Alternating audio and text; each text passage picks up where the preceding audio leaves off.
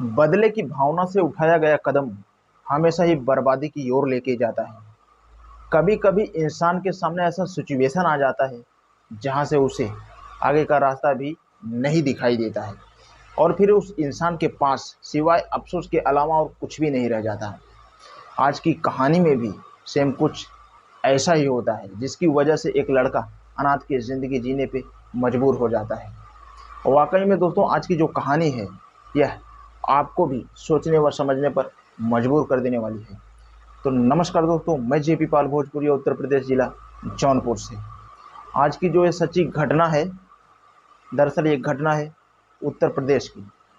उत्तर प्रदेश का एक जिला पड़ता है कानपुर, और इसी कानपुर का एक थाना पड़ता है नजीराबाद। नजीराबाद थाने के अंतर्गत एक इलाका आता है लाजपत नगर, और इसी लाजपत नगर इलाके का रहने वाला केदारनाथ यादव।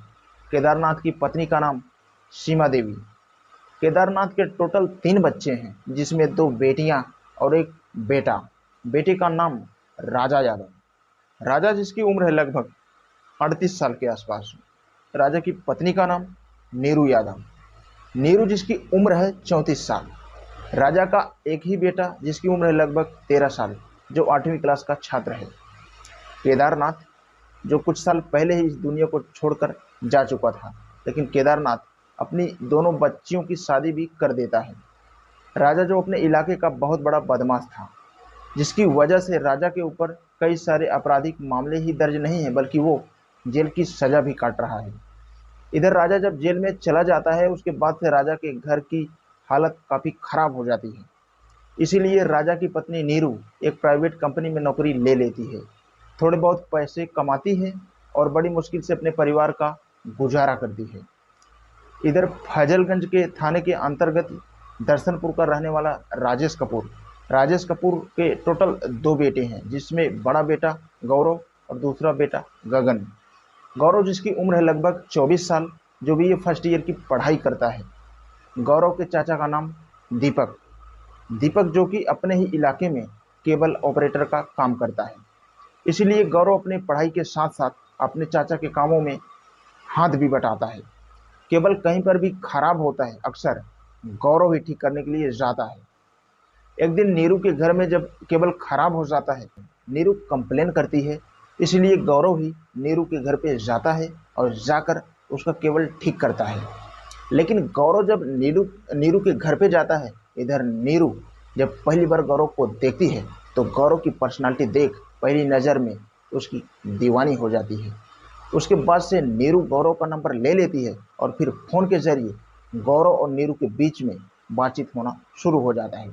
दोनों एक दूसरे से बातचीत जब करते हैं, बातचीत करते करते आखिरकार दोनों के बीच में प्रेम शुरू हो जाता है। गौरव और नीरू के बीच में जब प्रेम होता है, दोनों एक दूसरे से मुलाकात भी करते हैं।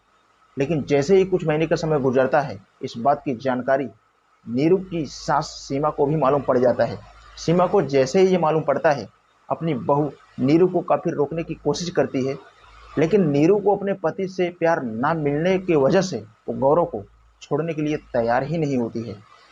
सीमा जब बार बार मना करती है, उसकी बहू जब नहीं मानती है, आखिरकार एक दिन सीमा जब अपने बेटे राजा से जेल में मुलाकात करने के लिए जाती है, तो राजा की पत्नी नीरू की सारी सच्चाई उसे बता देती है।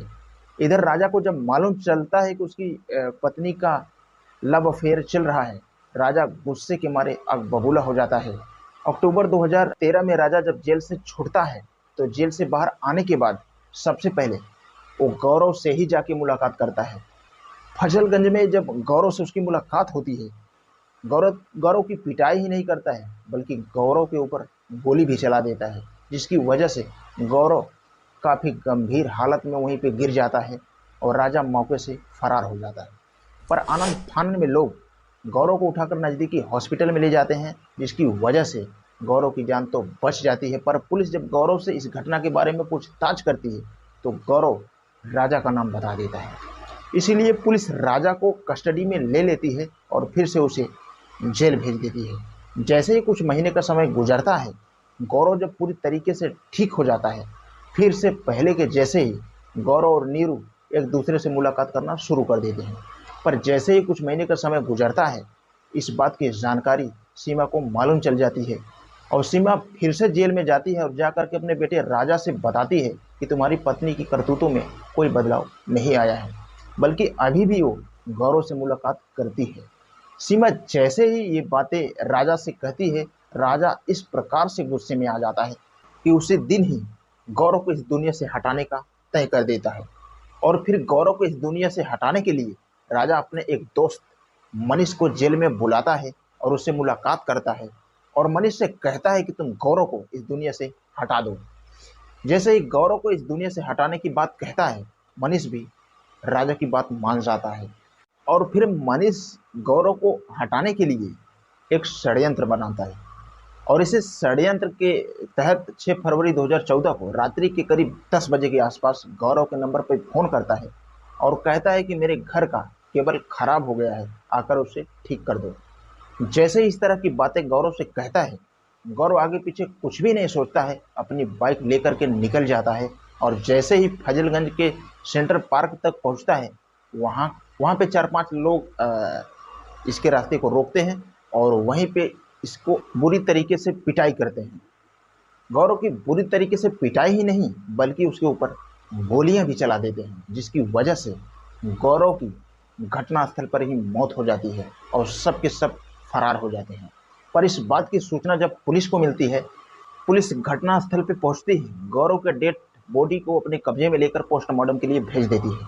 और पुलिस जब इस हत्या के बारे में गौरव के पिता राजेश से पूछताछ करती है तो राजेश राजा का ही नाम बताता है। हालांकि राजा जेल में था। पुलिस इस केस की छानबीन करना शुरू करती है। जैसे ही 3 से 4 दिन का समय गुजरता है, आखिरकार पुलिस को यह सच्चाई मालूम चल जाती है कि राजा ने अपने दोस्त मनीष के माध्यम से गौरव की हत्या करवाया है। इसलिए पुलिस अब मनीष को अपने कस्टडी में लेके आती है। पुलिस जब मनीष से उसके बाकी दोस्तों के बारे में पूछताछ करती है, मनीष अपने तमाम दोस्तों का नाम बता देता है। पर पुलिस अब इस केस का छानबीन कर ही रही थी, तभी 12 फरवरी 2014 को इधर नीरू पुलिस के नंबर पे फ़ोन करती है और पुलिस वालों से कहती है कि शाम मेरी सास की किसी ने हत्या कर दिया है और उसकी डेड बॉडी मेरे घर में ही पड़ी है। नीरू जैसे ही इस तरह की बातें पुलिस से करती है, पुलिस अपने टीम के साथ तुरंत उसके घर पे पहुंच जाती है। पुलिस देखते हैं सीमा की डेड बॉडी सोफे पे पड़ा हुआ है। दरअसल सीमा के सर पे किसी भारी हथियार से वार किया गया है, जिसकी वजह से उसके शरीर से काफ़ी मात्रा में खून भी बहा था, इसीलिए उसकी घटनास्थल पे मौत हो चुकी थी। पुलिस सबसे पहले डेड बॉडी को अपने कब्जे में लेती है, उसे पोस्टमार्टम के लिए भेज देती है और फिर इस हत्या के बारे में नीरू से पूछताछ करना जारी रखती है। नीरू कहती है कि साहब मुझे कुछ भी नहीं मालूम कि इसकी हत्या कैसे हुई।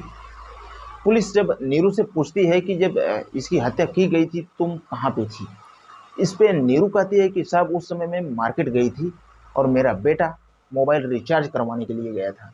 लेकिन नीरू जब इस तरह की बातें पुलिस वालों से कहती है, पुलिस को नीरू की बातों पे थोड़ा सा भी यकीन नहीं होता है। दरअसल राजा की छोटी बहन रीता, जिसकी शादी देहरादून में हुई थी, अपने पति से झगड़ा करने के बाद मायके में आके रह रही थी और अपना गुजर बसर करने के लिए हॉस्पिटल में नर्स की नौकरी करती थी। रीता पुलिस वालों से कहती है कि साहब भाभी सब कुछ झूठ बोल रही है, क्योंकि शाम के करीब 6 बजे के आसपास जब मैं घर पे आई तो मैं अपने घर पे नीरू के साथ साथ गौरव के चाचा दीपक को देखी थी। रीता जैसे ही इस तरह की बातें पुलिस वालों से कहती है तो पुलिस अब नीरू से दीपक के बारे में पूछताछ जारी रखती है कि दीपक तुम्हारे घर पे क्या कर रहा था। पुलिस जब कई तरह का सवाल नीरू से करती है, आखिरकार नीरू मजबूर होकर के अपनी सच्चाई कबूल कर लेती है। नीरू कहती है कि हाँ साहब, मेरी सास की हत्या मैंने ही किया है। पुलिस जब नीरू से उसके सास की हत्या की वजह पूछती है तो नीरू कहती है कि साहब गौरव की हत्या मेरी सास की वजह से हुई। दरअसल मेरी सास ही गौरव के बारे में जेल में जाकर मेरे पति से बताई थी, जिसकी वजह से मेरे पति ने गौरव की हत्या करवा दिया था। अगर मेरी सास ने गौरव के बारे में मेरे पति से नहीं बताया होता तो शायद गौरव इस दुनिया में जिंदा होता। पुलिस नीरू को अपने कस्टडी में लेते हुए थाने में लेके जाती है और उससे फिर पूछताछ करती है कि तूने अपने सास की हत्या कैसे किया। इस बार नीरू कहती है कि शाम 5 बजे के आसपास मैंने दीपक को अपने घर पे बुलाया। जैसे ही दीपक मेरे घर पे पहुंच गया, मैंने एक सरिया से ले करके अपने सास के सर पे काफ़ी जोर से वार किया, जिसकी वजह से उसकी वहीं पे मौत हो जाती है। पुलिस नीरू से पूछताछ करती है कि जिस सरिया से तूने अपने सास की हत्या किया था वो सरिया कहाँ पे है। और नीरू कहती है कि साहब उस सरिया में कूलर के बगल में छत पे छुपा के रखा है। पुलिस तुरंत उसके घर पे अपनी टीम को भेजती है उस सरिया को अपने कस्टडी में लेने के लिए। दो पुलिस वाले नीरू को लेकर के जब उसके घर पे जाते हैं, जैसे ही घर के अंदर एंट्री करते हैं, नीरू अपने कुत्ते को दोनों पुलिस वाले के ऊपर छोड़ देती है। कुत्ता जब पुलिस वालों के ऊपर भौंकना शुरू करता है, पुलिस वाले इस कदर से डर जाते हैं कि घर से बाहर निकल जाते हैं। उसके बाद से नीरू अपने घर का दरवाज़ा बंद कर लेती है। दरअसल उस वक्त उसका 13 साल का बेटा भी घर के अंदर ही था। उसके बाद से पुलिस अपनी तमाम कोशिश करती है लेकिन नीरू दरवाज़ा नहीं खोलती है। नीरू जब दरवाज़ा नहीं खोलती है, आखिरकार पुलिस इस बात की सूचना अपने सीनियर को देती है। सीनियर को जैसे ही जानकारी होता है, पुलिस अपने टीम के साथ नीरू के घर पे पहुंच जाता है। पुलिस जब अपने बल के साथ नीरू के घर पे आता है तो देखता है कि नीरू के घर के अंदर से काफ़ी मात्रा में धुआं निकल रहा था। धुआं को जब पुलिस देखता है तो आनन फानन में दरवाज़ा तोड़ देता है। दरवाज़ा तोड़ करके घर के अंदर जब एंट्री करते हैं तो वो देखते हैं एक कमरे में आग जल रहा था, उसी की वजह से काफ़ी मात्रा में धुआं निकल रहा था। पुलिस अब नीरू को हर कमरे में तलाश करना शुरू करती है लेकिन नीरू किसी कमरे में नहीं रहती है। इसीलिए पुलिस अब नीरू को तलाश करते हुए बाथरूम में जाती है और जैसे ही बाथरूम का दरवाज़ा तोड़ती है तो उसी बाथरूम में नीरू अपने बेटे के साथ थी। दरअसल नीरू ने अपने साथ साथ अपने बेटे के भी हाथ के नस को काट दिया था, लेकिन दोनों ही अभी जिंदा थे। पुलिस दोनों को आनन फानन में उठा करके हॉस्पिटल ले जाती है। डॉक्टर जब दोनों का ट्रीटमेंट करते हैं, दोनों की जान तो बच जाती है। पुलिस नीरू से पूछताछ करती है कि आखिरकार तूने अपने बेटे की हत्या करने की कोशिश क्यों किया। इस बार नीरू कहती है कि साहब मेरा दुनिया वैसे ही उजड़ चुका है, गौरव इस दुनिया में नहीं है और मेरा पति जेल जा चुका है, तो मेरा बेटा इस दुनिया में रह के क्या करेगा। इसलिए मैंने सोचा कि जब मेरी ज़िंदगी बर्बाद हो गई तो क्यों ना मैं अपने साथ साथ अपने बेटे की भी ज़िंदगी बर्बाद कर दूँ। वाकई में नीरू जब ये बातें पुलिस को कहती है तो पुलिस अब नीरू के ऊपर और भी कई धाराओं में मुकदमा दर्ज करती है। फिलहाल पुलिस ने नीरू के ऊपर कई धाराओं में मुकदमा दर्ज करके उसको जेल भेज देती है। तो दोस्तों, ये घटने के बारे में आपका क्या राय है? आप कमेंट बॉक्स में अपनी राय ज़रूर बताएं। और ये घटना आपको जागरूक करने के लिए बताया जा रहा है, ना कि किसी की भावनाओं को ठेस पहुंचाने के लिए। तो इस वीडियो के बारे में आपका क्या कहना है, आप कमेंट बॉक्स में अपनी राय ज़रूर दें। जाते जाते बस इतना कहना चाहूँगा, हमारा चैनल अभी छोटा है लेकिन कंटेंट लगातार इस पे आता है। अगर आप ऐसा वीडियो देखना पसंद करते हैं तो कहना चाहूँगा कि हमारे चैनल को सब्सक्राइब करके बेल का आइकन ऑल पे ज़रूर प्रेस करें, ताकि कोई भी वीडियो लेके आऊँ तो आप तक आसानी से पहुँच सके। तो आज के लिए बस इतना ही, मिलते हैं किसी नेक्स्ट स्टोरी के साथ।